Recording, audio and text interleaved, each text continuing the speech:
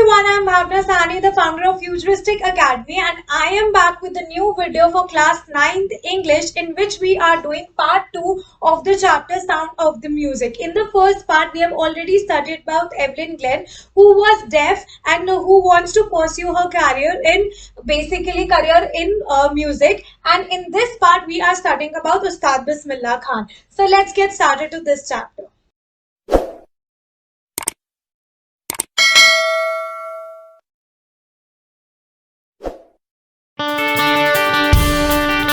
Start the part 2 of the Sound of Music, in which we are studying about the Shinai of Bismillah Khan. So this chapter is basically about the Ustad Bismillah Khan. He is already very famous. You guys must have heard this name already. So let's start with the chapter. Emperor Aurangzeb banned the playing of musical instrument called pungi in the royal residence, for it had a shrill, unpleasant sound. So Emperor Aurangzeb, सबने SST में already पढ़ा होगा about the Aurangzeb. So Aurangzeb in his royal residence, he had banned one instrument and उस instrument का नाम था पुंगी, और उन्होंने वो instrument इसलिए ban किया था, right, क्योंकि उसकी shrill बहुत loud और unpleasant sound थी, right. पुंगी became the generic name for a reeded noise maker. जो पुंगी है, it is a generic name, मतलब generic name एक class को, जब group class को एक नाम देते हैं, वो generic name होता है. To a reeded instrument is like wind instrument जिसमें reeds होते हैं, holes होते हैं, right. तो reeded noise maker को हम उसका generic name जो है उसको पुंगी बोलते हैं. Few had thought that it would one day be revived, and कुछ लोगों का कहना था कि ये जो पुंगी इंस्ट्रूमेंट है एक दिन फिर से वापस आ जाएगा, फिर से रिवाइव होगा. A barber of a family of professional musicians who had access to the royal palace decided to improve the tonal quality of the pungi. तो एक barber था.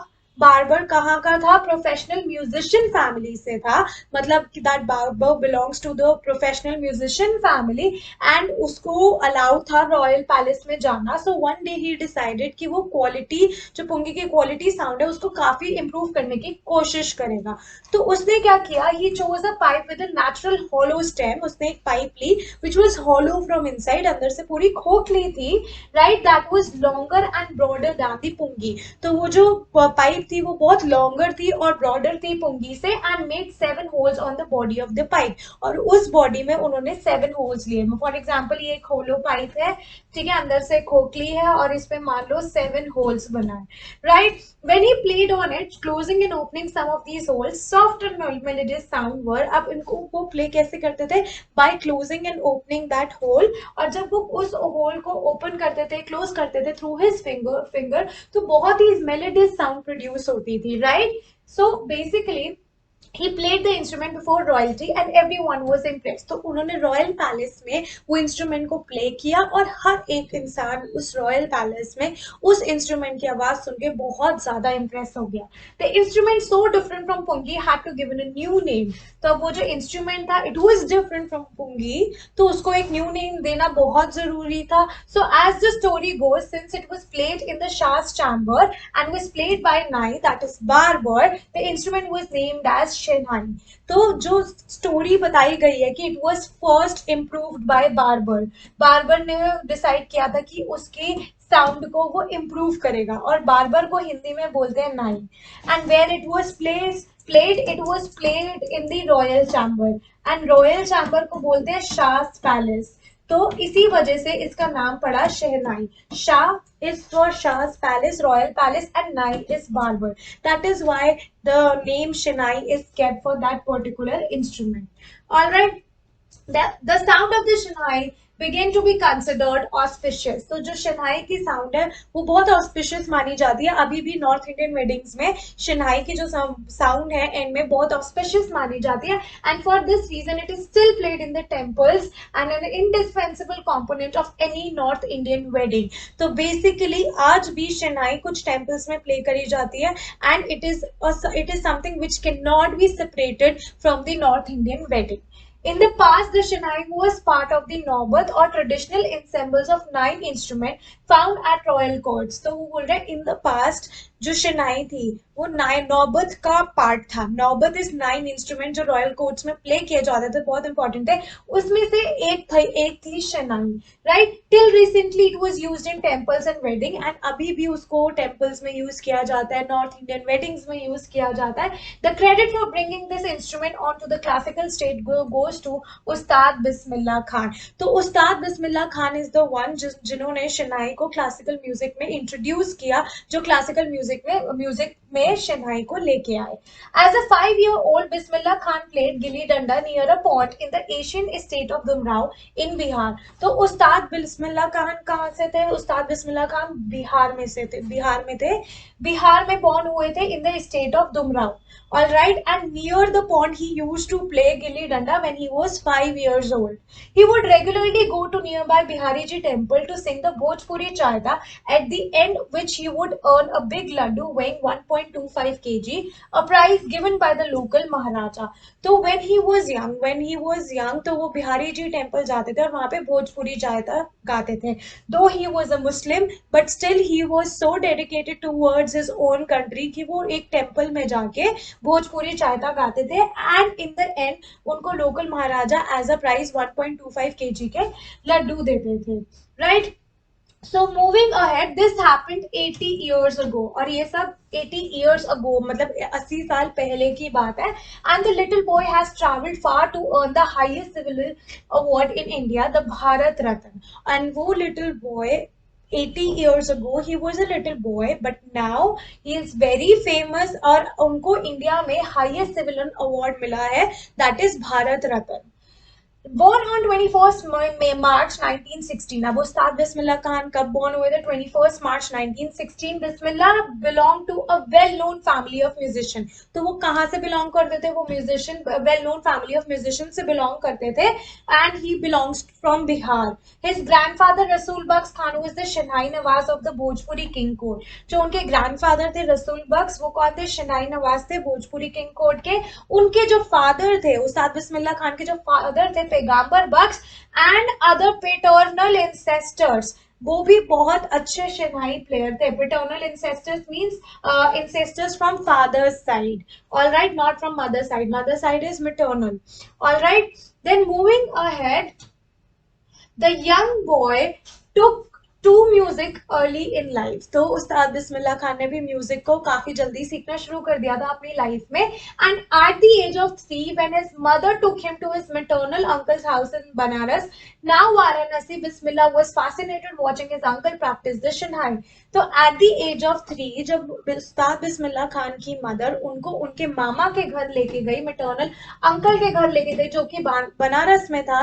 आज के टाइम पे बनारस को वाराणसी बोलते हैं। तो बिस्मिल्लाह खान बहुत ज्यादा फैसिनेट हो गए थे अपने मामा को शनाई प्ले करते हुए देखते हैं। Soon Bismillah started accompanying his uncle Ali Bucks to the Vishnu temple of Banaras, where Bucks was employed to play the Shanhai. तो soon बिस्मिल्लाह खान ने क्या किया? अपने मामा को, अली बक्स जो मामा थे उनके साथ विष्णु टेम्पल जाते थे बनारस में, जहाँ पे वो शनाई प्ले करने जाते थे, where he was employed to play Shanhai. Ali Bucks would play the Shanhai and Bismillah would sit captivated for hours on end. तो अली बक्स उस टाइम पे शनाई प्ले करते थे और बिस्मिल्लाह काफी घंटों तक बैठते और सिर्फ उनको देखते रहते थे। Slowly he started getting lessons in playing the instrument and would sit practicing throughout the day. तो slowly he started guessing, धीरे धीरे उन्होंने लेसन सीखा किसमें? To play the instrument, how to play the instrument, and पूरा पूरा दिन बैठ के वो प्रैक्टिस करते थे शनाई प्ले करने की। For years to come the temple of Balaji and Mangala Maiya and the banks of the Ganga became the young apprentice favourite haunts for he could practise in solitude. तो सॉलिट्यूड मतलब अकेले बैठ के प्रैक्टिस करने के लिए उनकी जो फेवरेट जगह बन गई थी वो थी बालाजी टेम्पल, मंगल मैया temple and the banks of Ganga. The flowing waters of the Ganga inspired him to improvise and invent ragas that were earlier considered to be beyond the range of the Shanhai. तो जो flowing water थे, गंगा की जो flowing water की sound थी, वो sound Bismillah Khan को inspire करती थी कि उस साउंड के थ्रू वो राग्स बनाए और शनाई को प्ले करे और शनाई को और इम्प्रूव कर सके, Right. So moving towards the next stanza, at the age of 14, Bismillah Khan accompanied his uncle to Allahabad Music Conference. तो जब बिस्मिल्लाह खान 14 years के थे, वो अपने अंकल के साथ अलाहाबाद म्यूजिक कॉन्फ्रेंस में गए. At the end of recital, Ustad Fayez Khan patted the young boy's back and said, "Work hard and you shall make it." तो उस्ताद फैयज खान वहां पे बहुत ज्यादा इम्प्रेस हो गए थे बिस्मिल्लाह खान से. And Bismillah Khan was just 14 years of age. तो उस्ताद फैयज खान ने क्या किया था, उनकी बैक पे पैट किया था और बोला था कि you work hard and you will make it.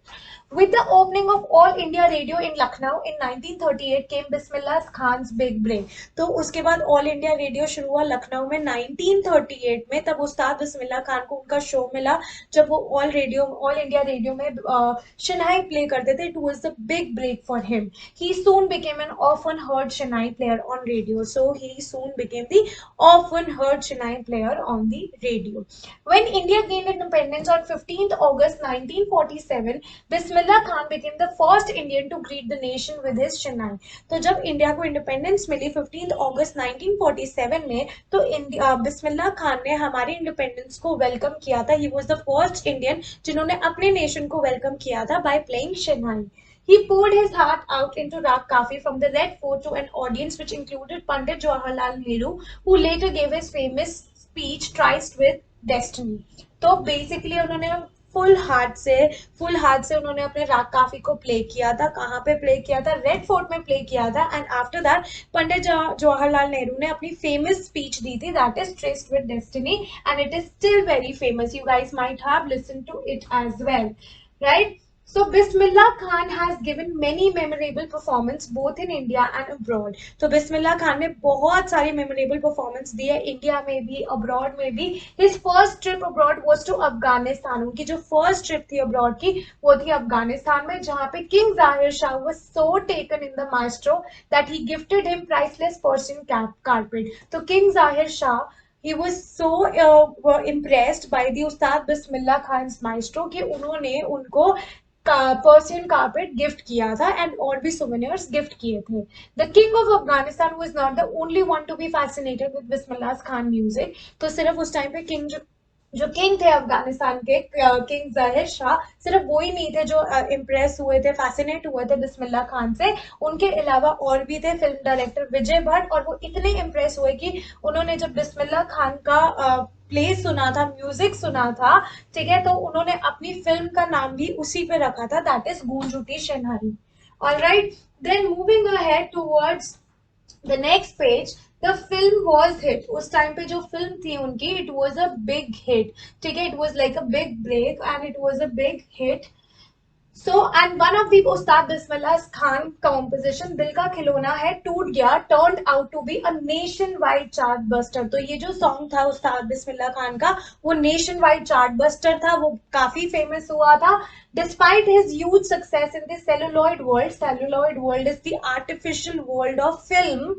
Bismillah Khan ventures in film music were limited to Vijay Bhatt's Goonj Uthi Shanai and Vikram Srinivasa Kannada venture Sanadi Apna. So basically, though he was very famous, लेकिन फिर भी उनके celluloid world में, glamour world में सिर्फ दो ही big break थे, which was Goonj Uthi Shanai by Vikram Bhatt और Sanadi Apna, which was a Kannada language film by Srinivasa.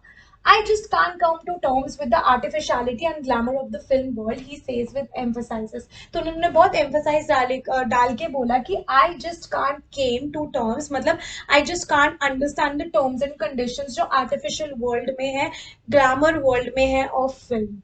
Awards and recognition came thick and fast. तो उनको award और recognition काफी जल्दी मिला अपनी एज में और बहुत ज्यादा मिला. Bismillah Khan became the first Indian to be invited to perform at the prestigious Lincoln Center Hall in the United States of America. तो बिस्मिल्लाह खान फर्स्ट इंडियन थे जिनको अमेरिका बुलाया गया था to play shehnai in Lincoln Center Hall. Lincoln Center Hall is basically like a stadium जिसका नाम Abraham Lincoln पे रखा गया था. He also took part in the World Exposition in Montreal. तो उन्होंने वर्ल्ड एक्सपो में पार्ट लिया था, राइट, एंड वो वर्ल्ड एक्सपो कहाँ पे हुआ था? मॉन्ट्रियल, ठीक है. In the Cannes Art Festival, उन्होंने केन्स आर्ट फेस्टिवल में भी पार्टिसिपेट किया था, ओसाका ट्रेड फेयर में भी फेस्टिवल में भी उन्होंने पार्टिसिपेट किया था. So well known did he became internationally that an auditorium in Tehran was named after him, Tahan Mosik Ustad Bismillah Khan. तो वो इतने ज्यादा फेमस हो गए थे कि एक इंटरनेशनल ऑडिटोरियम था, और वो ऑडिटोरियम था तेहरान में, और उस इंटरनेशनल ऑडिटोरियम का नाम उनके नाम पे रखा गया, दैट इज ताहार mask Ustad Bismillah Khan. All right. Then moving towards the next stanza, national awards like Padma Shri, the Padma Bhushan and the Padma Vibhushan were conferred on him. तो उसके बाद हाईएस्ट सिविलियन अवार्ड जब उन्हें मिला था, उसके बाद उन्हें पद्मश्री अवार्ड मिला, पद्म भूषण अवार्ड मिला, पद्म विभूषण अवार्ड मिला. So in 2001, Ustad Bismillah Khan was awarded India's highest civilian award, the Bharat Ratna. और भारत रत्न इनको कब मिला? 2001 में. So, with the coveted awards resting on his chest and his eyes glinting with rare happiness, he said, so with the award in his hand, which was resting on his chest, उन्होंने speech में उन्होंने क्या बोला? All I would like to say is, teach your children music. This is Hindustan's richest tradition. Even the West is now coming to learn our music. तो उन्होंने basically अपनी speech में सिर्फ यही बोला कि अपने बच्चों को भी music सिखाओ, क्योंकि जो music है वो इंडिया का richest tradition है, और आज के टाइम पे वेस्टर्न कंट्री भी इंडिया का ये ट्रेडिशन फॉलो कर रहा है, इंडिया का ये ट्रेडिशन कॉपी कर रहा है. They are trying to learn the music from India. In spite of having traveled all over the world, Khan Saab, as he is fondly called, is exceedingly fond of Banaras and Dumrao, and they remain for him the most wonderful towns of the world. So, in spite Bismillah Khan ने पूरा world travel किया था, और पूरा world travel करने के बाद भी उनकी जो फेवरेट जगह थी पूरे वर्ल्ड में, that was Banaras and Dumraon. Dumraon was in Bihar, where he was born. All right, a student of his once wanted him to head a Shennai school in USA, and the student promised to recreate the atmosphere of Banaras by replicating the temples there. तो एक student था USA से जिन्होंने उस्ताद बिस्मिल्लाह खान को बोला था कि आप अपना एक शेनाई सेंटर उस्ताद अमेरिका में भी खोल लो, और उसने प्रॉमिस किया था that he will going to replicate all the things of Banaras and temple in USA as well. But Khan Saab asked him if he would be able to transport river Ganga as well. But Khan Saab ने क्या बोला? If you will be able to transport river Ganga to America, then I'll definitely going to open the Chennai Center in USA. And that was completely impossible. All right. Later, he remembered to have said, that is why whenever I'm in a foreign country, I keep yearning to see Hindustan. While in Mumbai, I think of only Banaras and the holy Ganga, and while in Banaras, I miss the unique matha of Dumrao. तो इसी reason की वजह से उन्होंने कहा कि जब भी मैं एक फॉरेन कंट्री में होता हूँ, मुझे हिंदुस्तान की याद आती है. मैं जब मुंबई में होता हूँ, I think of Banaras and the Holi Ganga, और जब मैं बनारस में होता हूँ, I miss the unique matha of Dumrao. All right. And the last page, Ustad Bismillah Khan's life is a perfect example of the rich cultural heritage of India, one that effortlessly accepts that a devout Muslim like him can even naturally play the Shanai every morning at the Kashi Vishwanath temple. तो उस्ताद बिस्मिल्लाह खान एक perfect example है Indian culture का, Indian rich heritage का, क्योंकि दो being a मुस्लिम वो रोज सुबह उठ के विश्वनाथ टेम्पल जाते थे, काशी विश्वनाथ टेम्पल जाते थे, और वहां पे शनाई प्ले करते थे. उनके मन में कोई हिंदू मुस्लिम को लेके कोई भी सेग्रीगेशन या कोई भी सेपरेट वाली फीलिंग नहीं थी. उस्ताद Bismillah Khan passed away on 21 अगस्त 2006. उस्ताद बिस्मिल्लाह खान की डेथ हुई थी 21 अगस्त 2006 में, जब वो 90 इयर्स के थे. एंड कैसे डेथ हुई थी? आफ्टर अ प्रोलॉन्ग्ड इलनेस, काफी टाइम से वो बीमार थे. He was given a state funeral हुई थी उनके लिए. गवर्नमेंट ऑफ इंडिया ने डिक्लेयर किया था 1 day national mourning for him. So it was like a tribute to him. And एक इंटरव्यू हुआ था जिसमें उन्होंने, शेखर गुप्ता नाम के जो इंटरव्यूअर थे, उन्होंने उस्ताद बिस्मिल्लाह खान से पूछा था, when partition happened didn't you and your family think of moving Pakistan? कि जब पार्टीशन हुआ था, क्या आपने और आपकी फैमिली ने ये नहीं सोचा पाकिस्तान जाना चाहिए हमें? तो बिस्मिल्लाह खान ने बोला, God forbid me live Banaras, never I went to Pakistan once. I crossed the border just to say I have been to Pakistan. I was there for about an hour. I said namaskar to the Pakistani and assalamu alaikum to Indians. I had a good laugh. तो बिस्मिल्लाह खान ने इसका reply किया, God forbid, I can never leave Banaras because Banaras is the best place for me, and मेरे को पाकिस्तान नहीं जाना था. एक बार मैंने क्रॉस जरूर किया था बॉर्डर, और क्रॉस करने के बाद I stayed there for an hour, और जितने भी वहाँ पाकिस्तानी थे आई सेड नमस्कार टू देम, एंड जितने भी वहाँ इंडियंस थे आई सेड अस्सलाम वालेकुम to them, and I had a good laugh on it. So here the chapters end, and this is a very important chapter, and if you still have any doubt, you can comment in the comment box so that I can clear your doubt. And if you like my video, do not forget to subscribe my channel. Do not forget to ring the bell icon for my upcoming video, and for online and offline classes, do not forget to contact on the number given below. So I will be meeting you guys super soon in my next video. And for the notes of these chapter, do not forget to reach us out on Instagram, Facebook and Telegram. So I will be meeting you guys super soon. Bye bye everyone.